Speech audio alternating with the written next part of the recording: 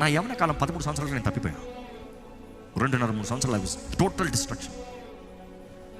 దేవుడు నన్ను పట్టుకున్నాడు. దాని తర్వాత ఎంతగానో హెచ్చించాడు. గొప్ప స్థాయిలో, గొప్ప రీతిగా, గొప్పవారి మధ్య పనిచేస్తూ వచ్చాను.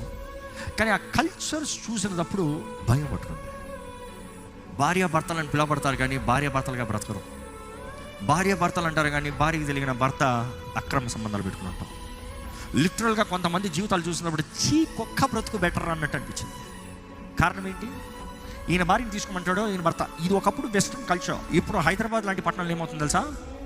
ఇండియాలో ఈ మధ్య కొత్తగా స్టార్ట్ అయింది ఏం తెలుసా? లెట్స్ ఎక్స్చేంజ్ పార్ట్నర్స్ అంట. నీ భార్య నాకు ఇవి, నా భార్య నీకు ఇస్తా. నీ భర్త నాకు ఇవి, నా భర్త నీకు ఇస్తా. అలాంటి నీచ స్థితి చూసినప్పుడు బాబోయ్ దీన్ని పెళ్లి చూసుకోకూడదు.